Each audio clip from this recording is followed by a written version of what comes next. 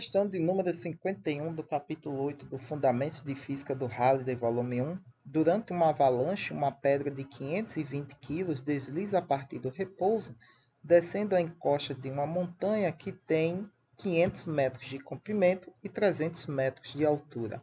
O coeficiente de atrito cinético entre a pedra e a encosta é de 0,25.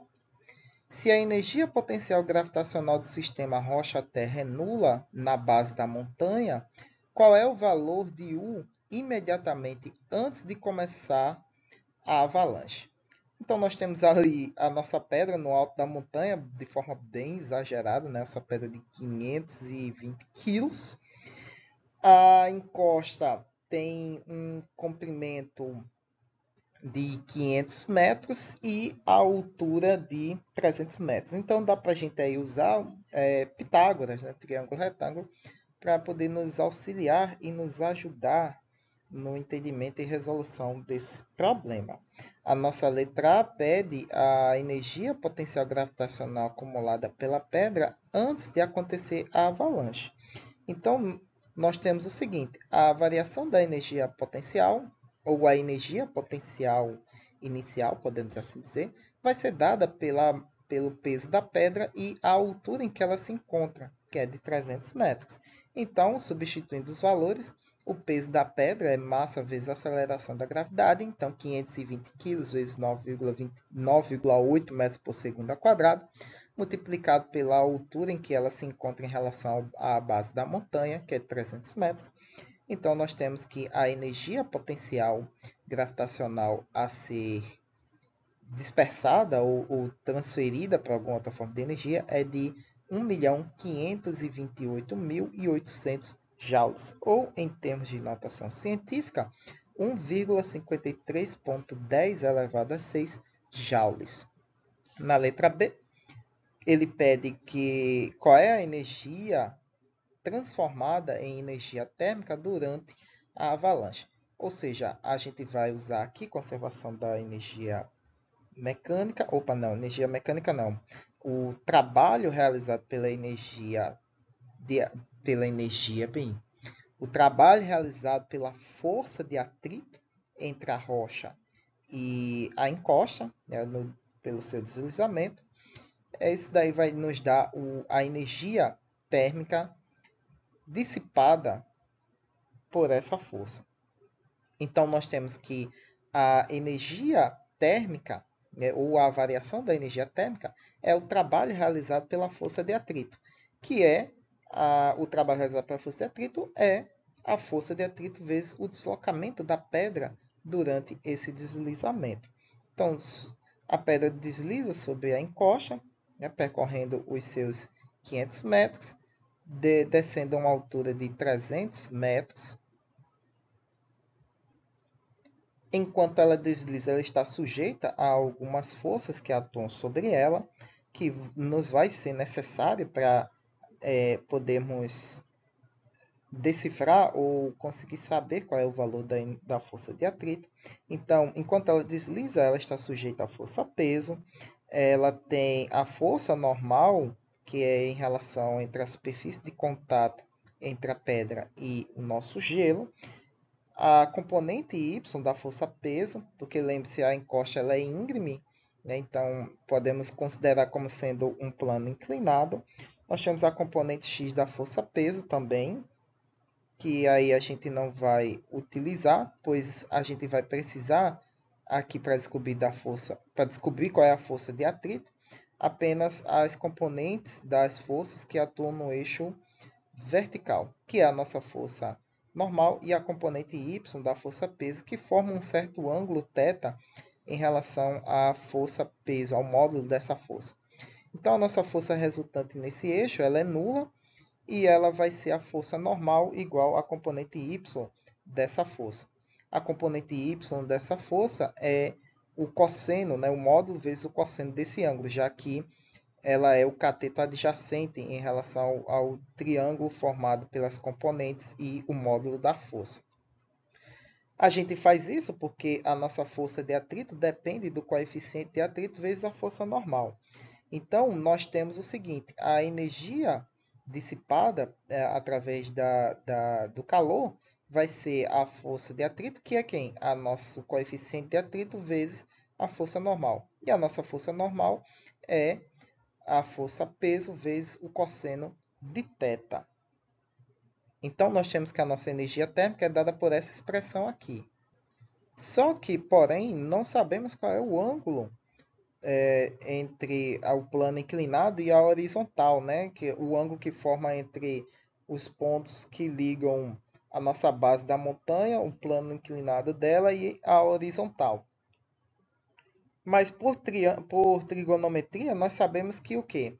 Um dos catetos desse triângulo que a gente pode formar aqui entre a base e o plano inclinado da montanha é o ângulo desse triângulo, podemos assim dizer, a altura da montanha, que é um dos catetos, inclusive o cateto oposto, e a hipotenusa, que é o plano inclinado por onde a rocha está deslizando. E nós sabemos que o cosseno desse ângulo é o cateto adjacente sobre a hipotenusa. Mas a gente conhece o cateto adjacente? Eu acho que não conhecemos. Mas tem como a gente descobrir. Porque se você olhar, se um dos catetos é 300 metros, a hipotenusa é 500, então o cateto adjacente, que seria a nossa base, o comprimento da nossa base da montanha, pode ser dado pelo teorema de Pitágoras, né? A hipotenusa ao quadrado é igual à soma dos quadrados dos catetos. E se a gente resolver, que a gente conhece dois desses valores, a nossa base vai dar 400 metros. Então, o nosso cosseno de θ, que é cateto adjacente, que é a nossa base, sobre a hipotenusa, que é o deslocamento no plano inclinado pela nossa rocha, que vai ser de 500 metros. Se a gente fizer isso, a gente sabe que esse x, que é o nosso cateto adjacente, dá 400 metros. Só aplicar Pitágoras. Nós temos a altura, que é um dos catetos, que é 300 metros, e a hipotenusa, que é o plano inclinado, 500 metros. Então, jogando isso na nossa equação, cosseno de θ é cateto adjacente sobre hipotenusa. A gente tem D sobre D ali, né? A gente pode eliminá-los, que vai dar 1, ou simplesmente resolver a expressão conforme eu coloquei aqui.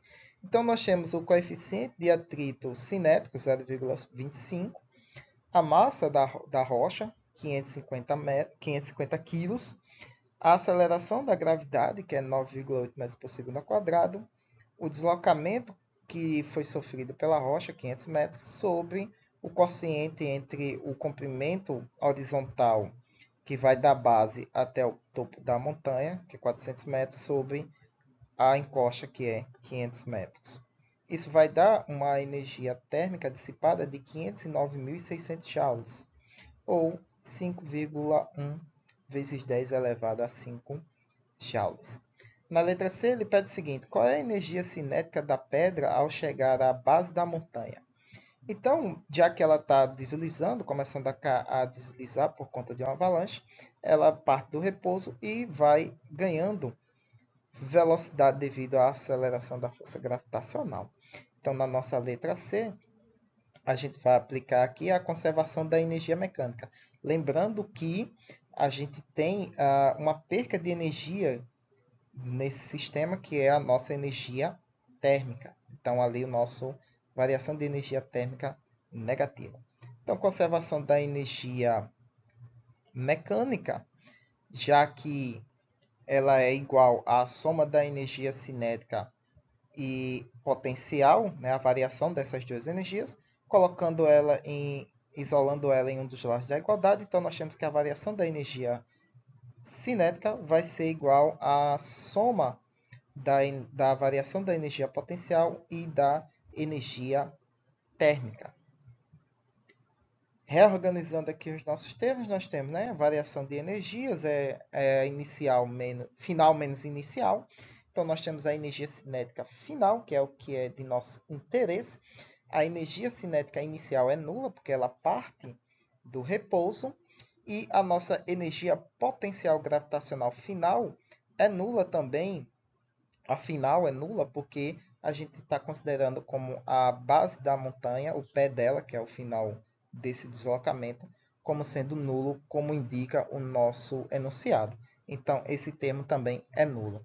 E aí, o que nos sobra é que a energia cinética vai ser a energia potencial gravitacional inicial menos a perca da energia térmica durante essa descida.